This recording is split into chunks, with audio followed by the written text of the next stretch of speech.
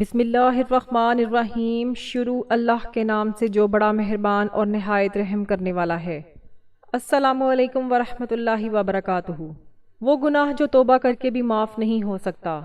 محترم ناظرین، ذرا تصور کریں کہ اگر آپ نے کوئی ایسا گناہ کیا ہے جس کی معافی کے لیے نہ تو ایک حج کافی ہے اور نہ ہی 1000 حج۔ اگر آپ اللہ کے حضور 100 بار نہیں بلکہ 10,000 بار توبہ کر چکے ہیں لیکن پھر بھی وہ گناہ معاف نہیں ہوتا۔ تصور کریں کہ آپ مکہ جا کر کعبہ کے سامنے روئیں، مدینہ منورہ جائیں اور روضہ رسول صلی اللہ علیہ وآلہ وسلم پر روئیں، لیکن وہ گناہ اب بھی معافی کے لائق نہیں ہے۔ کیا واقعی کوئی ایسا گناہ ہے جس کی معافی اللہ کے قانون میں شامل نہیں؟ ہاں، ایک بڑا گناہ ہے جس کے لیے قیامت کے دن کوئی شفاعت کام نہیں آئے گی۔ کوئی نماز، کوئی وسیلہ، کوئی حج، کوئی زکوٰۃ، کوئی نیک عمل اسے ختم نہیں کر سکتا۔ لیکن آخر وہ گناہ کیا ہے؟ انسان غلطیاں کرتا ہے لیکن ہمارا رب بڑا بخشنے والا اور رحم کرنے والا ہے۔ وہ معاف کرنے والا ہے، وہ توبہ قبول کرتا ہے۔ وہ کہتا ہے، اے میرے بندو، اگر تم گناہوں کا انبار لے آؤ لیکن میرے ساتھ کسی کو شریک نہ کرو تو میں تمہیں معاف کر دوں گا۔ لیکن کیا کوئی ایسا گناہ ہے جو اس اعلان رحمت کے باوجود قابل معافی نہ ہو؟ ایک ایسا گناہ ہے کہ اگر کوئی اس کا ارتکاب کرے تو اس کا نتیجہ انتہائی ہولناک ہوگا۔ یہ ایک ایسا جرم ہے جس کا حساب قیامت کے دن بہت سختی سے لیا جائے گا۔ یہ وہ گناہ ہے جس کا ارتکاب کرنے والا اس دنیا میں تو خوب مزے لے سکتا ہے لیکن آخرکار اس کا نتیجہ اتنا بھیانک ہوگا کہ زمین و آسمان کانپ اٹھیں گے۔ یہ ایسا گناہ ہے جس کے لیے کوئی سفارش یا معافی نہیں ہوگی بلکہ صرف سزا اور ندامت ہوگی۔ آخر وہ کون سا گناہ ہے جس کے بارے میں ایسے سخت وعدے نازل ہوئے ہیں؟ آج میں آپ کو اس ویڈیو میں بتانے جا رہی ہوں، اس لیے ویڈیو کو آپ نے بالکل بھی نہیں چھوڑنا۔ معزز ناظرین، دنیا میں بہت سے لوگ اپنی زندگی بے فکری سے گزار رہے ہیں۔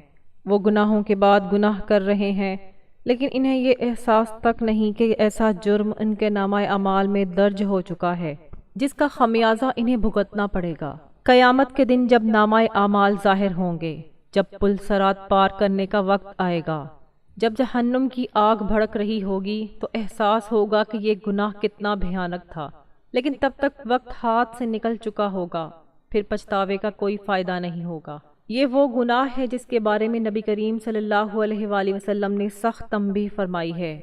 یہ وہ گناہ ہے جس نے بہت سی برادریوں کو برباد کر دیا ہے۔ یہ وہ گناہ ہے جس کے مرتکب پر اللہ کی لعنت نازل ہوتی ہے۔ لیکن آخر وہ گناہ کیا ہے؟ وہ کون سا جرم ہے جو توبہ کے دروازے بند کر دیتا ہے؟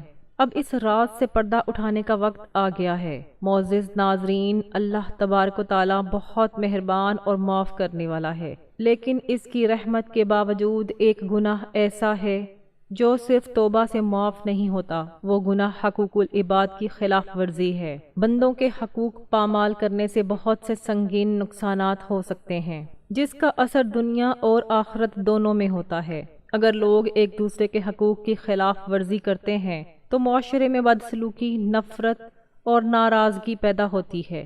ایک شخص جو کسی کے حقوق کی خلاف ورزی کرتا ہے وہ سماجی طور پر بدنام ہو سکتا ہے اور بعض اوقات یہاں تک کہ قانونی کارروائی کا سامنا کرنا پڑ سکتا ہے۔ جب کسی کے حقوق پامال ہوتے ہیں تو غصہ اور دشمنی اس کے دل میں پیدا ہوتا ہے، اس سے تعلقات خراب ہو سکتے ہیں۔ دوسروں کے حقوق کو دبانے والا شخص بے چین اور پریشان رہتا ہے۔ اندرونی طور پر اس سے ذہنی تناؤ بڑھ سکتا ہے۔ اگر عوام کے حقوق نہیں ہیں، عزت، کرپشن، ظلم، فراڈ اور ناانصافی عام ہو جاتی ہے۔ اللہ تبارک و تعالیٰ نے اپنی رعایا کے حقوق ادا کرنے پر بہت زور دیا ہے اور ان کے خلاف ورزی پر سخت تنبیہ کی ہے۔ حدیث کے مطابق حق تلفی کرنے والے کو قیامت کے دن اس کی نیکیاں دینا پڑ سکتی ہیں یا اسے دوسروں کے گناہ سر پر اٹھانا پڑ سکتے ہیں۔ بعض روایات میں آیا ہے کہ دوسروں کے حقوق کو دبانے والوں کو قبر میں بھی عذاب دیا جائے گا۔ اگر کسی کی حق تلفی ہو اور وہ معاف نہ کرے تو اللہ بھی اس شخص کو معاف نہیں کرے گا جب تک مظلوم اس پر راضی نہ ہو۔ اگر حقوق کی پامالی کا مجرم معافی مانگے بغیر اس دنیا سے چلا جائے تو اسے آخرکار سخت سزا کا سامنا کرنا پڑ سکتا ہے۔ اگر کسی کا حق تلف ہو جائے تو فوراً معافی مانگ کر حق واپس کر دیں، عدل کو اپنائیں اور اپنے آپ کو ظلم سے بچائیں۔ صدقہ اور نیکیوں کے ذریعے اپنی غلطیوں کا ازالہ کرنے کی کوشش کریں۔ حقوق العباد کی حفاظت نہ صرف دنیا میں بہتر زندگی کی وجہ بنتی ہے بلکہ آخرت کی کامیابی کی ضمانت بھی ہے۔ حقوق اللہ کی معافی خالص توبہ اور ندامت سے ہی ممکن ہے، لیکن بندوں کے حقوق ایسے نہیں کہ اللہ صرف کہہ کر معاف کر دے، کہا اور سب ختم ہو گیا، بلکہ جب تک مظلوم کا حق ادا نہ کیا جائے تب تک حق تلفی کرنے والا معاف نہ کر دے، یہ گناہ معاف نہیں ہو سکتا۔ یہی وجہ ہے کہ قیامت کے دن سب سے بڑا انصاف حقوق العباد کے معاملے میں ہوگا۔ اگر کوئی کسی کا مال ہڑپ کرے، کسی کی عزت پر حملہ کرے، کسی کو دھوکہ دے، کسی کا حق پامال کرے، تو اس دن اس کی نیکیاں لے کر یہ حق پورا ہو جائے گا، اور اگر اس کے اعمال کم ہوں گے تو دوسروں کے گناہ اس پر ڈال دیے جائیں گے، اور پھر جہنم اس کا مقدر بن جائے گی۔ اسلام میں لوگوں کے حقوق کو بہت اہمیت دی گئی ہے۔ یہ اللہ کے قوانین ہیں جو لوگوں کے درمیان تعلقات کو بہتر بنانے کے لیے بنائے گئے ہیں۔ ان میں والدین، بچوں، پڑوسیوں، بیوی، شوہر، یتیموں اور غریبوں کے حقوق، مزدور، کاروباری معاملات میں ایمانداری، دوسروں کے مال کی حفاظت اور انسانوں کے ساتھ حسن سلوک شامل ہیں۔ باری تعالیٰ نے فرمایا ہے کہ نیکی اور تقوی میں ایک دوسرے کی مدد کرو اور گناہ اور زیادتی میں ایک دوسرے کی مدد نہ کرو۔ نبی کریم صلی اللہ علیہ وآلہ وسلم نے فرمایا کہ مسلمان وہ ہے جس کے ہاتھ اور زبان سے دوسرے مسلمان محفوظ رہیں۔ اس سے ظاہر ہوتا ہے کہ اسلام میں کسی کو دھوکہ دینا یا کسی پر ظلم کرنا ناقابل برداشت جرم ہے۔ اگر ہم دوسروں کے حقوق ادا نہیں کریں گے تو اللہ تعالی ہمارے ساتھ بھی ایسا ہی کرے گا۔ قرآن و حدیث میں حقوق العباد کو پامال کرنے والوں کے لیے سخت وعید سنائی گئی ہے۔ اللہ تبارک و تعالیٰ کا فرمان ہے کہ جس نے ذرہ برابر بھی نیکی کی ہوگی وہ اسے دیکھ لے گا، اور جس نے تھوڑی سی برائی کی ہوگی وہ بھی اسے دیکھ لے گا۔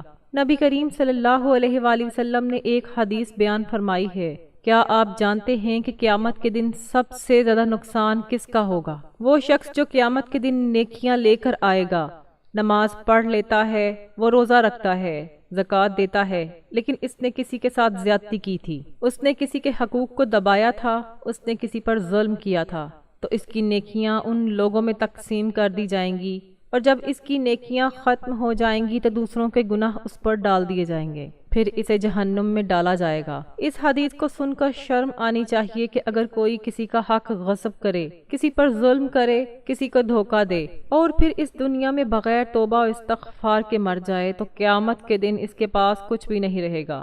اگر کوئی شخص اس دنیا میں کسی کا حق غصب کر کے مزے لے رہا ہے تو اسے یاد رکھنا چاہیے کہ یہ فائدہ بہت مختصر ہے، لیکن قیامت کے دن اسے بڑی مصیبت کا سامنا کرنا پڑے گا۔ اللہ تبارک و تعالیٰ ظالم کو فوراً سزا دے یا نہ دے، لیکن اس کا یوم حساب ضرور آئے گا۔ نبی کریم صلی اللہ علیہ وآلہ وسلم نے فرمایا کہ ظالم قیامت کے دن اندھیروں میں ہوگا۔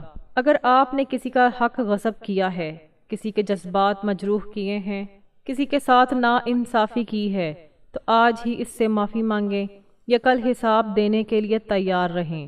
معزز ناظرین، آخر میں بچ جانے کا ایک ہی راستہ ہے۔ ہمیں یاد رکھنا چاہیے کہ اللہ تبارک و تعالیٰ کے حقوق توبہ سے معاف ہو سکتے ہیں، لیکن بندوں کے حقوق اس وقت تک معاف نہیں ہوں گے جب تک کہ وہ خود ادا نہ ہوں۔ اگر ہم قیامت کے دن ذلت اور رسوائی سے بچنا چاہتے ہیں تو ہمیں آج ہی اپنے معاملات درست کرنے ہوں گے۔ جس کا حق غصب کیا ہے اس کا حق واپس کرو۔ اگر آپ کا مالی نقصان ہوا ہے تو اس کی تلافی کریں۔ اگر آپ نے کسی کو تکلیف پہنچائی ہے تو معافی مانگیں۔ کسی پر جھوٹ بولا ہے تو اس کی عزت بحال کرو۔ اگر آپ نے کسی پر ظلم کیا ہے تو اس شخص سے معافی مانگو، اللہ سے نہیں۔ یہ ایک ایسا گناہ ہے جو انسان کو براہ راست جہنم میں لے جا سکتا ہے، اور کوئی نماز، کوئی حج، کوئی صدقہ اسے مٹا نہیں سکتا، یہاں تک کہ جو اس کا مستحق ہے وہ خود معاف کر دے اس سے پہلے کہ قیامت آ جائے۔ اپنے گناہوں کا حساب آج ہی لیں۔ حقوق العباد کے دو بڑے فائدے ہیں۔ حقوق العباد کا پہلا اور سب سے بڑا فائدہ یہ ہے کہ انسان اس دنیا میں عزت اور سکون حاصل کر سکتا ہے۔ جو شخص دوسروں کے حقوق ادا کرتا ہے وہ معاشرے میں با عزت اور باوقار انسان بنتا ہے۔ لوگ اس پر بھروسہ کرتے ہیں، وہ اس سے پیار کرتے ہیں اور اس کے لیے دعا کرتے ہیں۔ نبی کریم صلی اللہ علیہ وآلہ وسلم نے فرمایا کہ لوگوں میں بہترین وہ ہے جو دوسروں کو فائدہ پہنچائے۔ وہ شخص جو دوسروں کے ساتھ اچھا برتاؤ کرتا ہے، ان کے ساتھ اچھا سلوک کرتا ہے، ان کے واجبات ادا کرتا ہے، وہ کبھی بوریت کا شکار نہیں ہوتا، بلکہ اس کے دل کو روحانی سکون بھی ملتا ہے۔ اللہ تعالی ہمیں نیکی کی بات کو سننے، سمجھنے اور اس پر عمل کرنے کی توفیق عطا فرمائے۔ اللہ تعالی ہمیں آخرت کی تیاری کرنے کی توفیق عطا فرمائے، گناہوں سے بچنے کی توفیق عطا فرمائے۔ اگر آپ کو میری یہ معلوماتی ویڈیو اچھی لگی ہے تو اس کو اپنے عزیز رشتہ داروں، دوست، احباب کے ساتھ شیئر کریں۔ میرے اس اسلامی چینل کو ضرور سبسکرائب کریں۔ اللہ تعالی ہم سب کا حامی و ناصر ہو۔ جزاک اللہ۔ السلام علیکم ورحمۃ اللہ وبرکاتہ۔